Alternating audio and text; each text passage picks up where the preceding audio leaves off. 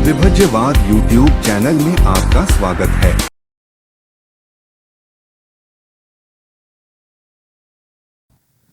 Welcome to विभज्यवाद। विभज्यवाद में सभी सत्पुरुषों का स्वागत है। आइए आज निरुक्ति प्रतिसंवेदा, जिसे निरुक्ति यानी जो अपने हृदय को से उक्त होने वाली भाष्य होता है, ध्वनि होती है। हर जीव सत्व को ध्वनि होना जरूरी होता है, तो ध्वनि जो उक्त होती है उसको निरुक्ति बोला जाता है। तो निरुक्ति प्रतिसंवेदा यानी निरुक्ति की फाइनली इस संसार में क्या योगदान है, कहाँ तक है, जहां तक है उस जहां तक के भाष्य को प्रतिसंवेदा कहा जाता है। विस्तार रूप से जो निरुक्ति का प्रभाव होता है इस संसार में, इसी कारण बुद्ध वचन को निरुक्ति प्रतिसंवेदा कहा जाता है। तो बुद्ध शासन में जो निरुक्ति प्रतिसंवेदा होता है, तो बुद्ध के जितने भी वचन होते हैं इस संसार में, जितने भी बुद्ध वचन होते हैं, ये सभी विस्तार पूर्वक जानने वाले होते हैं, तो उसको प्रतिसंवेदा कहा जाता है। तो निरुक्ति प्रतिसंवेदा को देखते हुए हम पाली व्याकरण वीडियो प्रकाशित करने जा रहे। पाली व्याकरण, तो पाली व्याकरण का ये वीडियो इस अर्थ से प्रकाशित करने जा रहे हैं क्योंकि संसार में जैसे काया वाचा मन हम लोग द्वार बोलते हैं, द्वारत ये न मया कत्तम सब्बंग अपराधं, ये उपासक उपासिका क्षमा याचना करते, आपत्ति देशना करते। तो ये काया वाचा मन ये संसार के द्वार होते हैं। देखो, तो काया से कर्म करने वाले, वाचा से कर्म करने वाले और मन से होने वाले कर्म। तो जो इस संसार में जो वाचा के जो कर्म है, वाचा के, तो वाचा के कर्म जैसे कुशल भी कर्म है और अकुशल भी कर्म है। जब अकुशल कर्म करते हैं, गाली गलौज करते हैं, देश के साथ क्रोध करते हैं, या बहुत झगड़ा करता है, वाद करता है, विवाद करता है, अज्ञान के तौर पर कुछ भी बोलता है, तो इसके लिए कोई ज्यादा प्रयास नहीं करना पड़ता है। जैसा गाली गलौज करने का है, जैसा समाज में जो रीति रिवाज होता है, हमारे माता पिता में जो लैंग्वेज होती है, परिभाषा होते है, मित्र की परिभाषा होते है, ऐसा अपने आप कोई मनुष्य सीखता है मनुष्य जीवन में। लेकिन खास करके वाणी पर प्रभुत्व करने के लिए और परिशुद्ध वाणी करने के लिए इस संसार में शिक्षा दीक्षा होते है, आचार्य उपाध्याय से करणीय कर्म से वो संपादन करना पड़ता है। देखो, जैसे अच्छा बोलना चाहे हमारा लड़का, क्यों अच्छा उसका बर्ताव होना चाहे बोलने के लिए, तो अच्छी संगति करने के लिए जोड़ते हैं लोग। कोई स्कूल में, परिवार में, कुल में अच्छे संगति वाले के लोग अच्छे बोलने वाले होते, अच्छे जो वाणी पे प्रभावित व्यक्तिमत्व वाले गुरु आचार्य होते, तो उसके शिष्य भी वाणी के प्रभाव में आते हैं।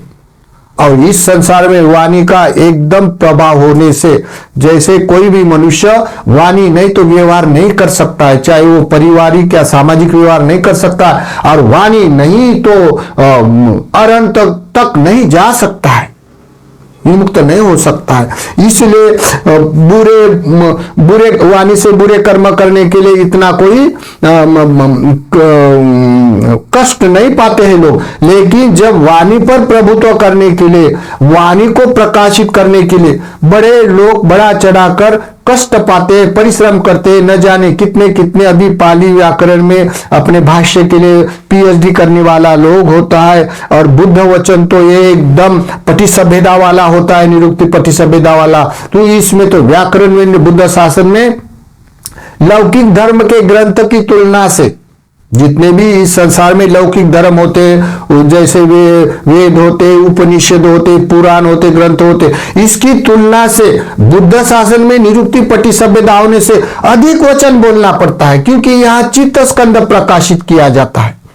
संसार के जितने भी चित्त स्कंद है, जो बुद्ध को जितने चित्त स्कंद प्राप्त होते, उसके चित्त स्कंद मुखगत निरुक्ति से उक्त करते हैं, ओपन करते हैं। जैसा कोई बुद्ध होने वाला जब धम्म प्रकाशित करते हैं, पटिसभ्यता के धर्म प्रकाशित करते हैं, प्रज्ञापित करते हैं, विज्ञापित करते हैं, तब कोई बुद्ध ऐसा किताब देखकर नहीं करते हैं। कोई पटिसभ्यता वाले अग्रश्रमण महाश्रमण किताब देखकर नहीं करते हैं। जब जब कोई मनुष्य उपाय कौशल वाले होते तब लोग पाठांतर के न जाने कितने कितने प्लान बनाते हैं, लोग इंजीनियरिंग हो जाते हैं दिन पे दिन। लेकिन जो मूल स्वरूप से देखा जाए तो निरुक्ति पटिसभ्यता के जो मुख खदगत करने से आती है।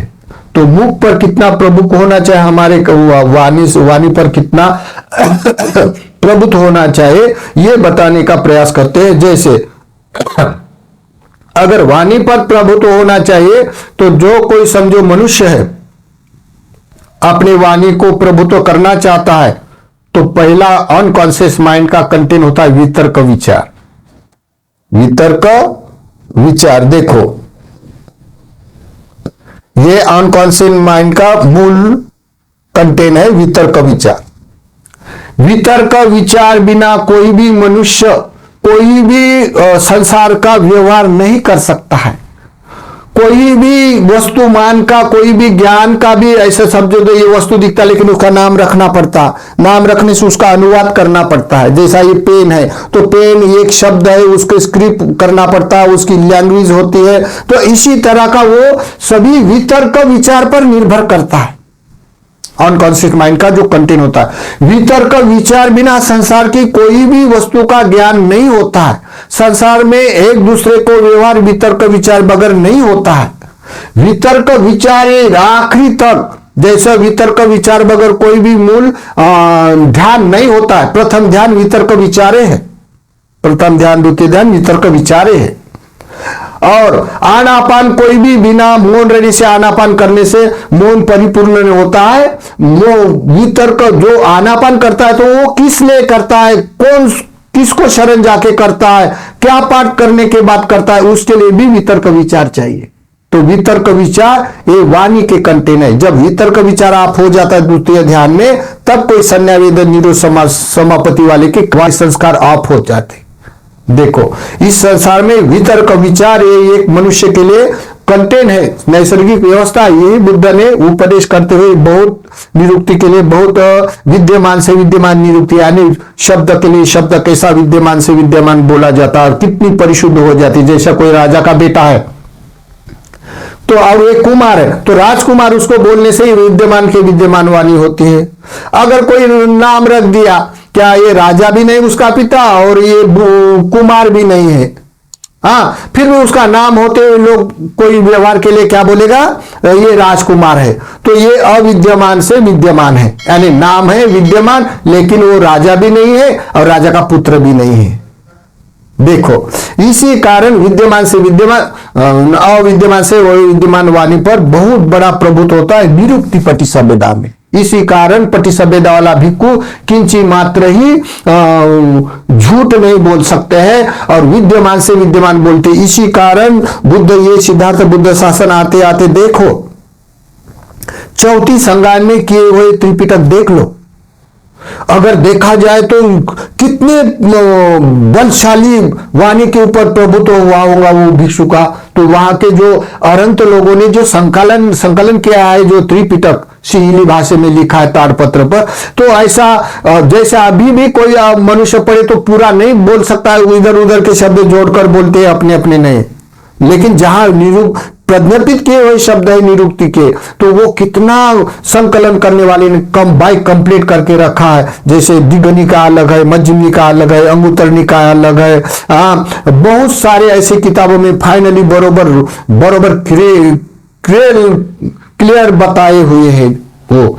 तो ये जैसे बुद्ध घोष का काल के भी देखो विशुद्धि मग्ग, अभी भी विशुद्धि मग्ग के शब्द पढ़ते हैं लोग लेकिन अनुबोध नहीं हो सकता, क्योंकि ये इतने निरुक्ति के ऊपर उसका प्रभुत्व हो जाता है। तो वाणी का बड़ा बुद्ध शासन में प्रभाव है और कोई भी मनुष्य के लिए व्यवहार करने के लिए वाणी के लिए भी बड़ा प्रभुत्व होता है। तो इसी कारण अधिकांश लोग हमारे पास आते हैं, बनते हमको पाली कैसी होते पढ़ाओ, तो बोलते कोई एक उपासक आके बोला बनते अगर पाली नहीं आया तो कोई अनंत मार्ग में दुख मुक्त नहीं होता, ऐसा किसी ने कहा। तो देखो पाली आना, जैसे कोई कोई भिक्खु संघ में भी कोई भिक्खु केवल व्याकरण व्यंजन में उसका उपाय कौशल होता है, व्याकरण में उसके लिए उपाय कौशल होता है। कोई अक्षरों में उपाय कौशल होता है, कोई लिखने में बड़ा उपाय कौशल वाला होता है ना, लिखित बोला जाता है। जैसे बुद्धवी काल में ब्रह्मी लिपि थी, ब्रह्मी लिपि थी, खरोष्टी लिपि थी। अभी भी उसके वाले जो शिलालेख मिलते हैं सम्राट अशोक के काल के, तो खरोष्टी लिपि में है। हाँ, अभी ये पाली देवनागरी रूप से हम पढ़ते हैं। अपने अपने देश के जो स्क्रिप्ट है, इस स्क्रिप्ट में लिखा जाता है। तो देखो ऐसा होता है। तो बुद्ध शासन में व्याकरण व्यंजन को बड़ा महत्व होता है। व्याकरण व्यंजन महत्व होने से कोई लोग बोला है कि अब बुद्ध शासन में अक्षरों पर पाली व्याकरण आना चाहिए। तो कोई भिक्खु संघ में इस अर्थ से देखो, भिक्खु संघ में कोई भिक्खु संघ में इतना उपाय कौशल होता है, किसी को व्याकरण आता है और कोई अक्षरों में पारंगत होता है, कोई सब नहीं होता है। जैसे आड़े होकर सभी नहीं हो सकते ना, वैसे बुद्ध धर्म में जो विनय पिटक है, विनय पिटक का लॉ जानने वाले, विनय पिटक जानने वाले, उसको संघ में न्याय देने वाले एक का दुक्का भिक्खु होता है। बाकी पढ़ने के लिए तो पढ़ते हैं सभी।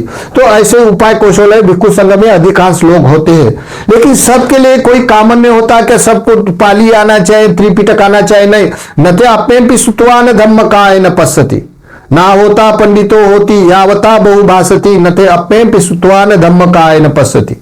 बहुत बोलता है इसलिए वो पंडित होता है, ऐसा नहीं है। किसी ने 2 लाइन भी पाठ किया और 2 लाइन भी पठन करने पे उसका वितर्क करने से, वितर्क विचार करने से भी वो मनुष्य अनंत हो सकता है, ऐसा है। तो भिक्षु शासन में अनेक भिक्षु उपाय कौशल से होते हैं, जिसको त्रिपिटक मुखत भी होता है, लेकिन सबके लिए कॉमन बात नहीं होती। जैसे पटिसेन नाम का भिक्षु, उसको केवल 2 लाइन ही पाठ है, कायचि सौरो साधु वाचाय सौरो। तो इस वो वही प्रवचन करता है, वही चिंतन करता है, तो उसके कारण वो देखो महाश्रमणों में आया पटिसेन नाम का भिक्षु। तो ऐसा होता है। तो ये वाणी का इस संसार में क्या प्रभुत्व है, ये बताने के लिए हम लोग थोड़ा व्याकरण पर ये वीडियो बनाने जा रहे। तो व्याकरण पर बनाने से पहले हम ये बताना चाहते हैं उस धम्मपद का। देखो धम्मपद क्या बोलता है, नमो ने नमोनी होती मुए रूपी अविद्येषु। देखो नमोने नमोनी होती अमुए अविद्येषु, यो चतुल्ले पग्गेहि वरमादे पंडितो, ऐसा बोला जाता है। तो एक बार की घटना याद आती है मुझे। जैसे मैंने अभी तक जो बोला है, इस बोलने की तुलना से ये धम्मपद भी है, तो मैं बताने का प्रयास करता हूं। क्योंकि घटना होती तो घटना के तौर पर कोई लोग सावधान हो जाता है, अरे ऐसा होने से ऐसा हो जाता है। तो लोग हमको मजबूर करते, बनते जी आपको पता होता तो बोलना चाहिए, तो हमारा कर्म बनता है। जैसे हम लोग बाबा साहब की धम्म क्रांति में इन्वॉल्व होने से बाबा साहब के समाज के प्रति हम लोग समाज के लोग कोई हम लोगों को परिहास करते हैं, लेकिन कोई लोग श्रद्धावान भी है, और श्रद्धावान होने से हमारा कर्म है उनको प्रकाशित करने का। जैसे हमको पता है इतना इतना बताने का, तो बताने का प्रयास करते हैं। तो देखो एक बार की घटना, बाबा साहब ने बुद्ध धर्म भारत में जो जीर्ण हुआ था वो पुनर्जीवित करा, सबको मालूम है। और उन्हें एक बहुत बड़ा बुद्धिस्ट एक नया समाज निर्माण करके चले गए। तब कोई भी किसी के पास किताब नहीं है, कोई भिक्खु नहीं, पठन पाठन वाला नहीं, विहारे नहीं, कोई कल्चर के सामग्री नहीं। तो 50 साल उनके ऐसे गए। तो अब हम प्रचार के रूप में कोई विहार में जाते हैं वहां के। तो हम लोग रात के मुक्काम में एक विहार में चले गए। चले जाने से वंदने का टाइम था, तो हम भिक्खु आने से उन्होंने आसन दे दिया, बैठ गया मैं। बैठ जाने के बाद वंदना करते करते पीछे कोई लोग थे, वो केवल वंदना नहीं बोलते थे, ऐसा ध्यान करते थे 2-4 लोग, और सामने के 2-3 लोग वंदना कर रहे। तो मैंने बोला इसको आता नहीं होगा, इसलिए नहीं बोलता होगा। फिर क्या हो गया, फिर वंदना हो गई। तो वो पीछे वाले जो ध्यान करने वाले बोलते, भक्ति जी हमने उसको वंदना हो गई तो शिल्की आसना बोली, तो वो उपासक ने शिल्की आसना बोली, तो वो बोले उपासक को पीछे वाले बोले चुप रहो थोड़ा, देखो भंते जी हम लोगों ना थोड़े मौन की साधना करेंगे, बाद में हम सील लेते हैं। तो मैंने बोला ठीक है, मैं मौन की साधना, तो उन्होंने कैसेट लगा दिया। कैसेट लगाने के बाद उसने आधा घंटे मौन रहने के बाद मैं शील देने के लिए तैयार हो गया, तो बोलते बन चुप करो भंते जी चुप करो, हम कैसेट से सब शील भी लेते हैं और कैसेट से मंगल मैत्री करते हैं। हाँ, तो मैंने कहा तुम लोग ये सब कैसेट से करता है तो मेरा भिक्षु लोगों का तो कोई काम ही नहीं है फिर। तो बोले ऐसा नहीं है, तुम लोग भिक्षु लोग ध्यान नहीं करते हैं, जैसे देखो मैं आचार्य हूं, आचार्य भी था वो, मैं आचार्य हूं, हम ध्यान करते हैं। हाँ, ये बैठे हुए ध्यान करते हैं, ये वंदना के बजाय ध्यान करने से आधा घंटे से फायदा होता है, तुम लोग ध्यान नहीं करते, ऐसे हमारे साथ वाद विवाद कर रहे।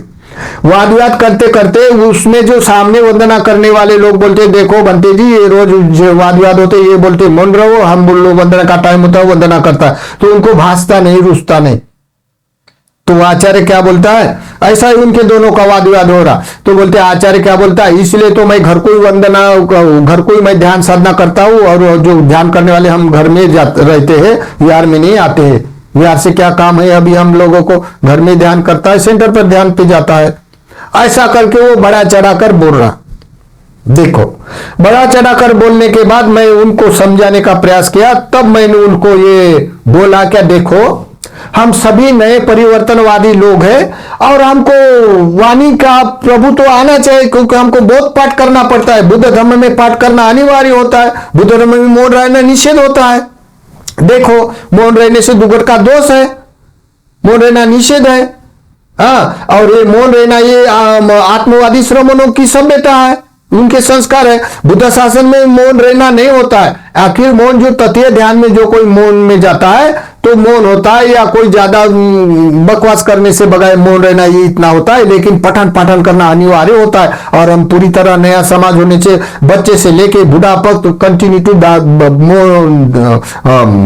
में अगर पठन पाठन किया तो हम लोग जगत के बुद्धिस्ट लोगों के कंपटीशन में आ जाएंगे, हमको मुखदगत हमारी वाणी पर प्रभुत्व हो जाएगा।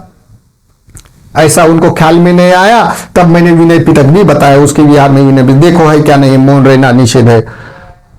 ऐसा करके उसको आ गया गुस्सा आ जाने के बाद मैंने ये धम्मपद उसको बोलकर भी बताया, बताने के बाद तब से उसने विहार में आना छोड़ दिया।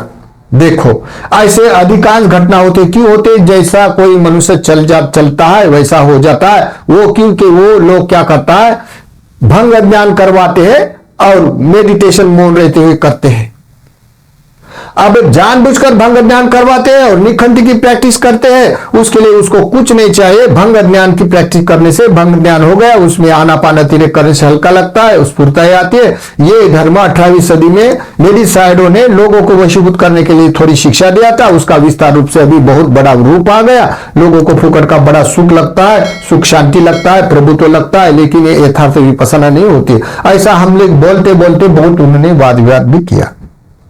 देखो ऐसा हो गया, तो देखो हम लोग ये समझना चाहते हैं कि कुछ भी हो जाए, बाबा साहेब के लोग जानते हुए न जानते हुए नहीं है, उन्होंने पठन पाठन करना चाहिए। आज भी न जाने कितना समाज हो तो ब्राह्मणों में कोई वंदना भी नहीं आती है।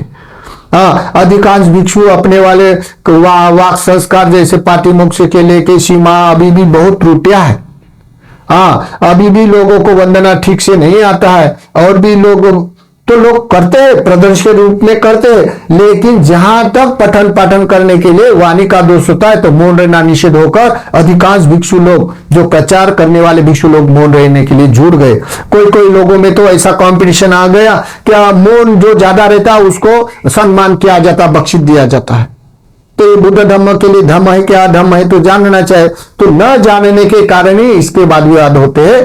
तो हम लोग ये ना करें, और सभी लोग पठन पाठन करने से कोई बिगड़ नहीं होता, और ध्यान जो तृतीय ध्यान में रहता है वो मौन होता है, लेकिन ध्यान करना तो पहले सीखे। ये विपसना वेदना का खिलवाड़, ये जो यथार्थ बुद्ध धर्म का नहीं है ये शिक्षा। संसार में अधिकांश लोग जो ना का भी कोई नहीं कि उपासक उसको मालूम नहीं होने से, बुद्ध सिद्धांत मालूम नहीं, अनुभव नहीं होने से वो लोग करते हैं। और अन्य पंथ के लोग भी करते हैं, उनको बुद्ध धर्म से क्या लेना देना है, लेकिन ये करते हैं। तो जहां बाबा साहब के लोग हैं वो लोग बोलने वाले हैं। बाबा साहब ने बहुत कष्ट किया है। जो लोगों को ग्रंथ पाठ करने से उसको दंडित करते थे लोग, स्वर्णकार लोग, ब्राह्मण लोग, अगर कोई नीच जाति वाले ने ग्रंथ पाठ किया, मंदिर में गया तो उसको दंडित किया जाता था, उसके मुख में खिले ठोकते थे। तो वो पीढ़ी से पीढ़ी उनकी वाली अंधी बहरी की तरह जीवन यापन करते थे। तो बाबा साहब ने मुख्य नायक द्वारे उनको बोलने के लिए उजागर किया, बंद करने के लिए कहा और बुद्ध धम्म देकर पाठ करने के लिए सम्मति दिया। पाठ करो, धम्म पाठ करो, संवैधानिक रूप से बोलने के लिए उनको स्वतंत्रता दिया। देखो कितना बड़ा हमारे ऊपर उपकार है। अभी ये लोग बुद्ध धर्म में मौन रहना निषेध होकर भी अधिकांश वो जो बुद्ध की विद्या, बुद्ध की जो विपसना नहीं है, ऐसी वो विपसना के नाम से संवेदना का खेल करते हैं, सुख के लिए, प्रभाव के लिए करते हैं, लेकिन उनको भी पता नहीं है ये क्या भंग ज्ञान तो अमार्ग का है, अमार्ग की ध्यान साधना करता है और ऊपर से बोलता है देखो राजमार्ग छोड़कर भूल भुलिया में गिर जाओगे। भूल भुलिया की मार्ग की शिक्षा देता है और निर्दोष बताने के लिए देखो तुम राजमार्ग छोड़कर भूल भुलिया में गिर जाओगे। और जिसके पास जो भंग ज्ञान होने का प्रभाव में आ जाता है और निखंड की ओर प्रैक्टिस करता है तो वो सब भूल जाता है, उसको वही लगता है, फिर वो एक पक्षी होकर वैसा वो उधर जानने वाले संस्कार वाले हो जाता है ऐसा। तो ये भी दुनिया में चलता है तो करता है। लेकिन मौन के बारे में अभी हम समझाने का प्रयास करते हैं, मौन क्या है। तो मौन वितर्क का विचार मैंने बोला, वाणी के अभी तक हमने बोला कि वाणी का क्या प्रभुत्व है। तो ये धम्म पद है, न मौने न मुनि होती मूल रूपी अविद्येषु एच तुल्लव पज्ञे ही वरमादे ही पंडितो। ये धम्म पद है, दो से ऊपर के पद में ये पद है। देखो इसका अर्थ ऐसा केवल मौन रहने से कोई मुनि नहीं होता है। मूल रूप से मौन रहने वाला मूढ़ी अविद्वान होता है, वो विद्या में पारंगत नहीं होता, अविद्वान होता है, मूढ़ी होता है मौन रहने वाला। मूल रूप से मौन रहने वाला सत्पुरुष मूढ़ी अविद्वान होता है, अज्ञान है, अविद्वान होता है, अज्ञानी है। इसकी तुलना से धम्मों को विद्यमान से विद्यमान जानकर क्रम से शील समाधि प्रज्ञा। अभी देखो नए परिवर्तनवादी समाज के लिए शील समाधि प्रज्ञा क्रम है अष्टांगिक मार्ग का। तो शील खंडा में तो सभी सामाजिक धर्म है, लेकिन अभी लोग क्या करता है एकदम से मुक्त होने के लिए विपसना करते हैं सोतापन की टेक्निक से। हो गया बोलते, जो भंग ज्ञान हो गया तो हो गया सोतापन बोलते हैं और बड़े बड़े विशुद्धि मार्ग के लेक्चर देते हैं। और जहां जाए समाज में प्राथमिक ही धर्म मालूम नहीं, पूजा वंदना मरण के कर्म भिक्षु से लेने देने के अभी भी पारंगत नहीं है। जो इक्का दुक्का उपासक है उससे साथ लेके चलना पड़ता है। तो देखो कितनी जिम्मेदारी होती है, ठीक से न समझने के कारण है। तो शील समाधि प्रज्ञा, शील है सार्वजनिक खंडा में आने वाले सार्वजनिक कर्म होते हैं, समाधि व्यक्तिगत होते हैं, प्रज्ञा मुक्ति का साक्षात्कार तो व्यक्तिगत होता है। तो व्यक्तिगत करने वाले कर्म सब समाज पर लागू कर दिया। जो भी आया वो ध्यान करो और मुक्त होने के लिए प्रयास करो, भंग ज्ञान करके संवेदना का पैर से लेके ऊपर सर तक, सर से लेके संवेदना करो, संवेदना जानो और संवेदना के जाने के बाद भंग ज्ञान करो और वैसा ही करते रहो। आगे भी मालूम नहीं, पीछे भी मालूम नहीं, ऐसे करके धर्म प्रकाशित हुए। तो इसी कारण बोला गया जैसे मौन, केवल मौन रहने से कोई मुनि नहीं होता है। मूल रूप से मौन रहने वाला मूढ़ी अविद्वान अज्ञानी है। तुलना से धम्म को अविद्यमान से अविद्यमान जानकर कम से अज्ञानी है। जैसे संसार का मूल रूप राग द्वेष मोह, इसी कारण उसको बोला गया मूढ़ी अविद्वान अज्ञानी। इसकी तुलना से धम्म को विद्यमान से विद्यमान जानकर क्रम से शील समाधि प्रज्ञा विमुक्ति ज्ञान दर्शन रूपी उत्तम धर्मों को तराजू की तरह तोलकर बोलने वाला पंडित होता है। देखो इसी कारण बुद्ध शासन में मौन रहना निषेध है और मौन रहना निषेध है और बोलने की प्रशंसा करते हैं। इसी कारण अभी देखो बाबा साहब ने मौन रहने वाले को, गूंगे बहरे को बोलने के लिए उजागर किया। अभी ये बोलने वाले भारतीय संविधानिक के लिए जो भी अधिवेशन करते, बड़ा चढ़ाकर बोलते, तो अधिक मात्रा से बाबा साहब के लोग बोलते। क्यों कि बाबा साहब का ये कर्म है, इसके पुण्य से सहारे, पुण्य के प्रताप से इतने बड़ा चढ़ाकर बोलने वाले होते। बाबा साहब ने जो मुख नायक द्वारा उसको बोलने के लिए सम्मति दिया है और बोलने के लिए गुलामी से मुक्त कर दिया है। तो देखो ये बोलने वाला लोग, इतने बोलने वाला, अभी वो लोग उल्टी दिशा में जा रहे। अभी 10 साल में रिजल्ट आया, वो जो जाए बोलने वाले लोग बोलना बंद हो गया। अभी वो कार्यक्रम में भी नहीं आते, मौन रहते, वो अपने घर में ध्यान साधना करते हैं। तो देखो, लेकिन करे तो करे, ध्यान कोई पाप नहीं होता, लेकिन कौन सा ध्यान करते, तो भंग ध्यान करके वो अमार्ग की रेलसेल करते। जब उनको पास किताब देता है ये निखंतिका, तो वो हैरान हो जाता है और अपना बाबा साहब ने जो धर्म निर्माण किया, जो बाबा साहब ने धम्म क्रांति करने के बाद न जाने कितने कितने पक्ष हो गए, कोई किसी को मानता नहीं, एक मनुष्य दूसरे विश्वास में नहीं, लेकिन पुण्य कर्म करते और बड़ा संघर्ष करते।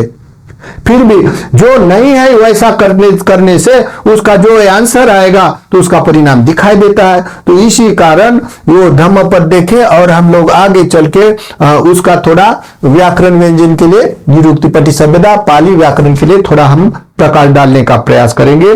कैसा कैसा पठन करना होता है, तो कैसा कैसा है, तो लोग अधिकांश हमको बोलते हैं क्या थोड़ा बताओ, तो बताने का प्रयास करते। इसमें पाली व्याकरण में संधि विग्रह और विसंधि और विभक्ति, ये दो ऐसे सामान्य मनुष्य उसके पास इसका उपाय कौशल नहीं होता। कोई कोई मनुष्य में होता है, भिक्षु संगम में कोई कोई होता है। तो ये हम संधि विग्रह और विभक्ति कैसे कैसे होता है ये बताने का प्रयास करते हैं। और उसके अगर हमारी हो सके तो हम उसकी क्लास डिजाइन करके क्लास हम लोग प्रकाशित करेंगे। तो थोड़ा समझाने का प्रयास करते हैं व्याकरण क्या होता है करके। देखिए, ये वर्तमान की वस्तु देखते हुए विशेष रूप से व्याकरण व्यंजन हम प्रकाशित करते हैं, तो इतना बड़ा चढ़ाकर नहीं कर सकते हैं, क्योंकि हम लोग पीएचडी किए हुए नहीं हैं। जैसा एक जिम्मेदारी समझकर हम थोड़ा जो मालूम है ऐसा बताने का प्रयास करते हैं। व्याकरण व्यंजन कैसे हो जाता है, तो व्याकरण व्यंजन की जो प्राथमिकता होती है इस पर निर्भर करता है सभी हमारे भाष्य निरुक्ति प्रतिशब्दा। तो बुद्ध धर्म में, लौकिक धर्म की तुलना से बुद्ध धर्म में, लोकत्री शासन में व्याकरण व्यंजन को बहुत महत्व होता है, क्योंकि यहां विद्यमान से विद्यमान बोलना अनिवार्य होता है। और यहां पाली को महत्व होता है, पाली जो भाष्य होता है पाली को महत्व होता है। इसी कारण कोई भी राष्ट्र में अभी भी बुद्धिज्म जहां है वहां के लोग जो हमारे धर्म के जो एटिकेट है, धर्मों के लेने देने के व्यवहार है, पठन करने के व्यवहार है, समझने के व्यवहार है, ये पाली में किया जाता है, क्योंकि ये नैतिक व्यवस्था का मूल्यांकन करते हैं। इसी कारण पाली में करते हैं। जैसे बुद्ध शासन में जो धर्म प्रकाशित करते हैं वेदल्य के साथ, जैसा वेदल्य होता है बुद्ध धर्म में, कोई भी धर्म प्रकाशित करते समय वेदल्य के साथ धर्म प्रकाशित किया जाता है। जैसा सूत्र, गेय, गाथा, इति उत्तक, व्याकरण, व्यंजन, उदान, जातक, अद्भुत, ऐसे प्रकार के 7 प्रकार के वेदल्य धर्म होते हैं। ये क्लियर बाय क्लियर बुद्ध धर्म में जैसे कि विद्यमान से विद्यमान बोलना अनिवार्य होता है। तो इसी कारण अक्षरों को और व्याकरण व्यंजन को बड़ा महत्व होता है। संघ में कोई कोई एका दुक्का भिक्खु उसके अक्षरों में उपाय कौशल होते, उनके पास कोई कोई व्याकरण में उपाय कौशल वाले होते, और कोई कोई व्याकरण में उपाय कौशल वाले नहीं होते हुए भी पठन पाठन करने वाले अधिक होते हैं। और पठन पाठन करने वाले अधिक होने के बाद भी किसी को 2 लाइन भी पठन हो गई और धर्म के राह पर चलने वाला हो तो वो भी पहुंच सकता है। देखो धर्म के सिद्धांत में ऐसा होता है। कोई कोई लोग बोलता है हमको आता है, उसको नहीं आता है, पढ़ना नहीं आता है, ऐसा नहीं है। बुद्ध धर्म कोई सदानुसारी भी पहुंच सकता है, धर्मानुसारी भी पहुंच सकता है। तो व्याकरण व्यंजन को महत्व देते हुए हम लोग अभी ये जो स्वर है, ये स्वर बोला जाता है। तो ये कोई कोई व्याकरण जैसा मोगल्यान व्याकरण है, बाल्य अवतार व्याकरण है, कच्छन व्याकरण है, तो ये व्याकरण के साथ अपने अपने पीएचडी करने वाले अपने अपने विशारद है। तो हम लोग संक्षिप्त में बताते हैं। जो लोग बोलते हैं क्या पाली कैसा होता है, व्याकरण कैसे होता है, बताओ तो संक्षिप्त में बताने का प्रयास करते हैं। अगर हो सके तो हम लोग क्लास डिजाइन करके भी प्रकाशित करेंगे। तो व्याकरण, तो जैसे ये 8 प्रकार के स्वर होते हैं। स्वर, कोई भी देश का स्वर, जो भी कोई प्राणी बोलता है या कोई भी लैंग्वेज बोलने वाला कोई भी मनुष्य हो, तो उसमें प्राण देने वाले, जैसे भाषा को, वाणी को प्राण देने वाले स्वर होते हैं। चाहे अंग्रेजी हो या रोमन हो या कोई भी भाषा हो, उसकी क्रिप में स्वर, प्राण देने वाले स्वर होते हैं। तो कोई 10 स्वर की बातें करते हैं, लेकिन 8 स्वर प्रमुख होते हैं। तो ये स्वर कैसे रटा जाता हम पहले समझाएंगे। तो ये स्वर होते हैं। बाद में जैसे हम लोग स्कूल में, जो जनरल स्कूल में पढ़ते हैं, तो पढ़ने वाले ऐसा अ आ इ ई उ ऐसे पढ़ते हैं। या जैसे कि समझो जो व्यंजन पढ़ने वाले तो क ख ग घ न न भ भ त त थ थ ऐसे बोलते हैं। लेकिन यहाँ पाली में ऐसे नहीं बोला जाता है। क्यों? कि ये रटना पड़ता है परिशुद्ध वाणी होने के लिए। जहां का शब्द वही आना चाहिए। तो शब्द कहाँ के होते, जैसे कोई शब्द, ये जो अ आ इ ई हुआ है, तो ये कान में टच होने वाले से, हमारे बॉडी में जो मुख होता है और हृदय से अभिलाप होने वाले, जो उक्त हो जाता हृदय के निरुक्ति से संस्कार वाणी के, और हमारे कंठस्थ में आके हमें वाणी में बोलते वाले जो स्वर होते हैं, तो उनमें से कौन से वग्ग में आते? जैसे अ आ, ये कंठजा में आते। जैसे कंठजा में अ आ बोलते वक्त ऐसा आता है कंठस्थ से, तो ये कंठजा बोला जाता है। ये स्वर अ आ कंठ, जहां कंठ में घूमता है, अपना वाला कंठ होता है, कंठ घसा यहां से घूमता है, अ आ ऐसा, ये कंठजा स्वर है। फिर ई एक तालु, यानी हमारी जीवा ऐसी ऊपर जाके नीचे चपकती, तालुजा में ई ऐसा करके। फिर ये ऊ यानी हमारे होठ को ऐसा सिमट कर बोला जाता है, तो ये होस्टेजा होता है जाता ऊ ऐसा करके। फिर ये कंठजा और तालुजा में चिपके, यानी कंठजा में चिपकता है, तालु में भी, और ओ यानी कंठजा और होस्ट में ओ यानी होस्टेज में भी और कंठज में भी आता है। इसी कारण ये स्वर बरोबर इस तरह का वग्ग में आता है। तो कौन से स्वर वग्ग में आते हैं, तो हम समझाने का प्रयास करते। कोई अक्षर समझो, जैसे हर कंठजा अक्षर, जैसे कंठजा अक्षर में जो कोई मनुष्य कंठ से आने के बाद ऐसा ये नाक से स्वर निकलना अनिवार्य होता है। जैसे तालु, यानी जिह्वा ऊपर चिपकने के बाद जो तालुजा अक्षर आता है, तो ये तालु में चिपकते हुए नाक से आना चाहिए। जैसे ये होस्टेजा शब्द है, तो चिपक कर अपने होस्ट में लास्ट में आना चाहिए। जैसे मृदुजा अक्षर है, तो मृदु यानी हमारी जीवा मृद होकर ये नासिका में आना चाहिए। जैसे दंतजा अक्षर है, तो हमको दांत को टच हो जाने के बाद वो अक्षर नासिका से ऊपर आना चाहिए। तो ये नासिका के अक्षर में वह जैसा दंत से होकर होस्टस पर आना शब्द होता है, जैसा वह शब्द होता है, तो दंत से चिपककर होस्टस पर आना अनिवार्य होता है। 2 बार होता है वह बोलने से दंत, वो यानी 2 बार होस्टेज पर, दंत पर चिपककर वो होस्टेज पर आएगा, होस्टेज पर आएगा 2 बार। न जैसा कंठ से आकर नासिका से निकल जाएगा। जैसा न्या, तो तालु से लेके जीवा पे निकल जाएगा। जैसा न, तो मृदु होकर जीवा नासिका में शब्द निकल जाएगा। म होस्टस पर आकर नासिक, म यानी होस्टस को चिपक कर नासिका से स्वर आएगा। देखो, इतना व्याकरण व्यंजन से परिपूर्ण करने के लिए उसको रटना पड़ता है। तो जैसे कैसे रटा जाता पाली में, पाली अक्षर जैसे अघोषा, ये जो 2 लाइनें है, ये अघोषा है। घोषा यानी शब्द, तो शब्द का यहाँ सामने आता है शब्द, और लंत है यानी घसे में आने वाला शब्द घोष है। घोष यानी शब्द, तो ये अपने कंठज में आने वाले शब्द है, यानी पहले के इसमें टप्पे में आने वाले, मुख से सामने वाले आने वाले में होते जो, और ये घसा के अंदर आने वाले में, फिर एक ऐसे तालु में, होस्टे में, मृदु में, दांत में चिपक कर ये अपना परिपूर्ण स्वर बना देता है। तो ये अक्षर को कैसे पढ़ाया जाता है, तो हम थोड़ा पढ़ाने का प्रयास करते हैं।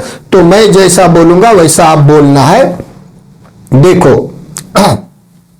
मैं जैसा बोलूंगा वैसा बोलना। जैसे मैं पहले स्वर रखता हूं, तो ये स्वर में जैसा ये 8 स्वर है तो 8 स्वर में ये दिखता है, ये रस्वा है, और ये दीर्घा है, और ये ई है, ये रस्वा है, ये बड़ी दीर्घ है, ऊ ये छोटा है रस्वा है, और ऊ ये दीर्घा है, और ये और ओ ये नासिका से निकलने वाले स्वर होते हैं। तो ये और ये कंठजा होस्टेज में ये स्वर होते हैं। तो देखो हम लोग कैसा रटेंगे। तो पहले रस्वा पहले हम सिंपल से रटेंगे। तो देखो जैसे कैसे रटता है तो आप लोग सिंपल से रटो, मैं बोलूंगा वैसा बोलना आप लोग, ठीक है। तो रस्वा अ घा आ रस्वा ई दीघा ई रस्वा उ दीघा उ ए ओ बाद में ओ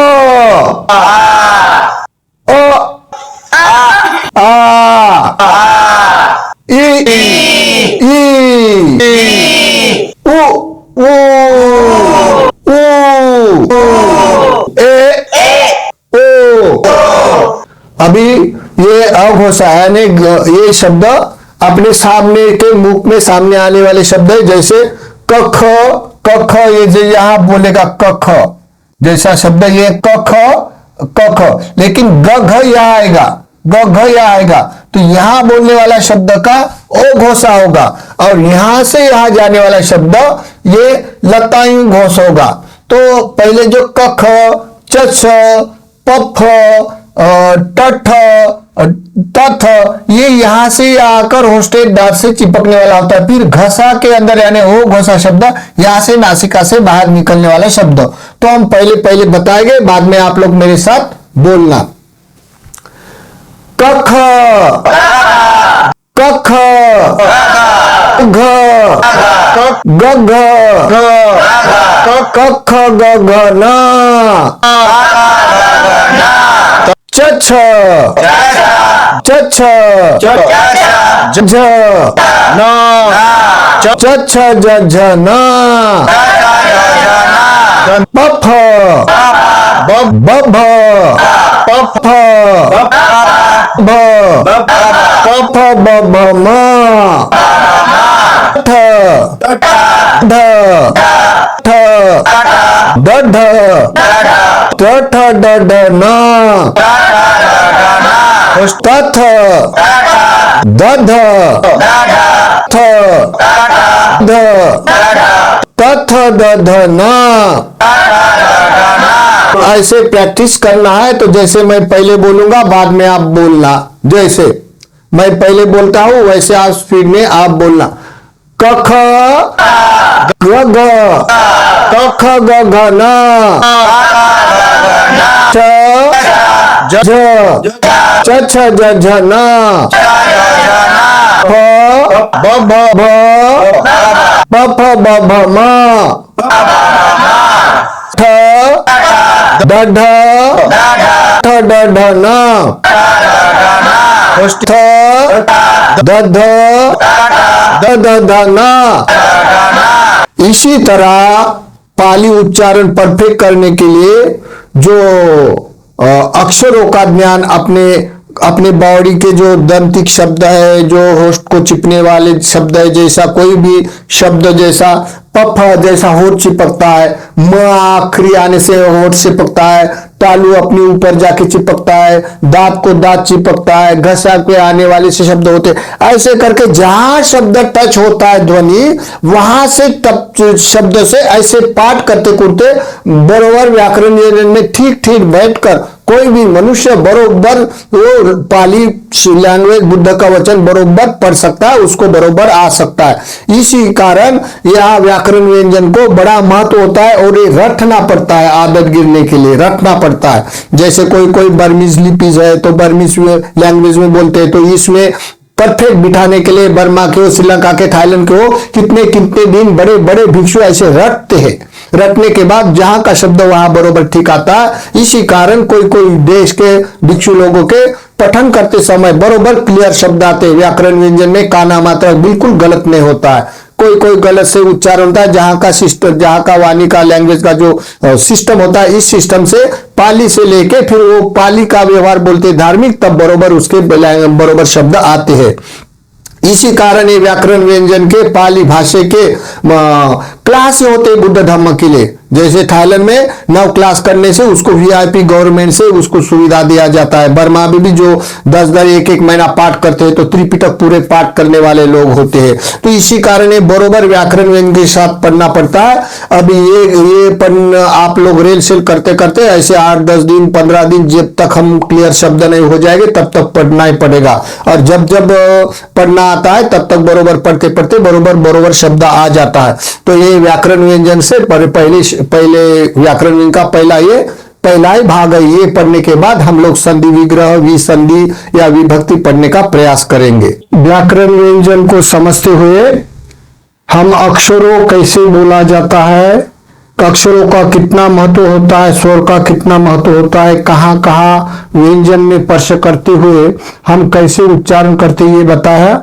उसके बाद कौन सा शब्द स्त्रीलिंग है, पुरुष लिंग है, उसकी विभक्ति कैसे पास्ट टेंस में, फ्यूचर टेंस में, प्रेजेंट टेंस में, जैसे वर्तमान में, भविष्य में, अतीत में, अनागत में, अतीत में या अपने पचुपन्ना में, ऐसे काल के अनुमान से कौन से शब्द किस काल से लेके उच्चारण किया जाता है, और नजदीक कहाँ कैसे बोला जाता है और दूर के लिए कैसे बोला जाता है, और प्रथमा, द्वितीया, तृतीया विभक्ति कैसे विभाजित करते हुए उसका जो ग्रामर होता है ये जरा कठिन लगता है। लेकिन अगर किसका हेतु है तो उसको उपाय कौशल से सीख सकता है, उसको विशारद हो सकता है। तो विभक्ति कहा जाता है।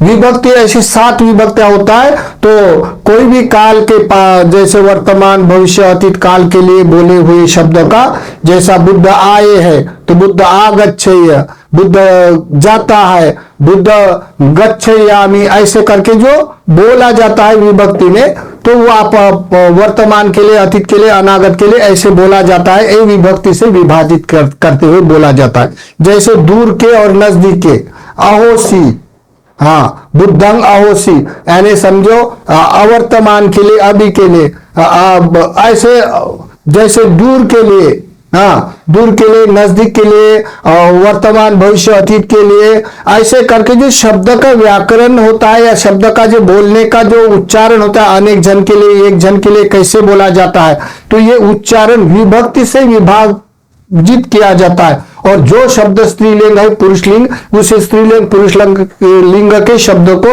विभाजित करते हुए तब वो बोलते हैं। तो बोलते वक्त उसके विभाजन होता है। वैसे ही कोई भी विभक्ति स्त्रीलिंग पुरुषलिंग होती है, लेकिन बुद्ध ये शब्द नहीं बना सकता है। तो नहीं बनने के कारण ये अकारण जैसा शब्द अंत उच्चारण अकारण पुल्लिंग विभक्ति होती है बुद्ध की, बुद्ध शब्द की, क्योंकि स्त्रीलिंग में नहीं आता, पुरुषलिंग में नहीं आता, तो अकारण लिंग से वो शब्द बना देता है बुद्धो बुद्धा, तो उसकी विभक्ति होती है। जैसा सम्यक संबुद्ध ने किसने उच्चारा पहला, और अंत नमो तस्स भगवतो अरहतो सम्मा संबुद्ध से इसकी गाथा है, किसने किसने पहले बोला। तो ये बुद्ध शब्द बड़ा स्त्रीलिंग पुरुषलिंग में नहीं विभजित होता है, तो अकारंत लिंग में वो बोलकर उसकी विभक्ति बनाया जाता है। तो ये विभक्ति और उसका संधि विग्रह, जैसे बड़े बड़े लंबे शब्द होते उसको संक्षिप्त में किया जाता है, विग्रह करके संधि को, स्वर को कटा के उसको विग्रह किया जाता है। या स्वर को बढ़ जाता है तब वो संधि विसंधि करके उसको शब्द को बढ़ाया जाता है, तो वो स्वर कोटता है। बहुत सारे ऐसा है। तो संधि विग्रह कैसा किया जाता है ये बताने का प्रयास करेंगे। अभी हम लोग विभक्ति कैसे बोला जाता है तो बताने का प्रयास करते हैं। जैसे मेरे साथ साथ बोले, मैं बोलता हूं ऐसा बोले आप। जैसे ये प्रथमा विभक्ति के है, और ये पठमा, द्वितीया, तृतीया, चतुर्थ, पंचमी, छठवीं, सप्तमी और ये आलपन होता है। तो ये ऐसे करके पठमा द्वितीया करके बोलेगा। बाद में पठमा में एक वचन में कैसा बोला जाता है, पठमा में बहुवचन में कैसा बोला जाता है, द्वितीया में एक वचन में कैसा बोला जाता है और द्वितीया में बहुवचन में कैसा बोला जाता है, हर विभक्ति में एक वचन में कैसा बोला जाता है और बहुवचन में कैसा बोला जाता है, ये हम लोग रट कर बताएगा तो आप लोगों को समझ में आ जाएगा। तो मैं बोलता हूं वैसा बोलो। हाँ, मैं बोलता हूं वैसा बोलना। पठमा एक वचन बुद्धो, पठमा बहुवचन बुद्धा, द्वितीया एक वचन बुद्धं, द्वितीया बहुवचन बुद्धे, तृतीया एक वचन बुद्धेन, तृतीया बहुवचन बुद्धे ही बुद्धे भी। हाँ, चतुर्थी एक वचन बुद्धाय बुद्धस्स, चतुर्थी बहुवचन बुद्धानं। हाँ, पंचमी एक वचन बुद्धा बुद्धम्मा बुद्धस्मा, बुद्धस्मा बुद्धम्मा। पंचमी बहुवचन बुद्धे ही बुद्धे भी। छठमी एक वचन बुद्धस्स, छठमी बहुवचन बुद्धानं। हाँ, सप्तमी एक वचन बुद्धे बुद्धेमि बुद्धेस्मि, बुद्धस्मा बुद्धेमि। सप्तमी बहुवचन बुद्धेषु। आलोपन, ये बुद्धा भवन्तु बुद्धा, हे बुद्धा भवन्तु बुद्धा।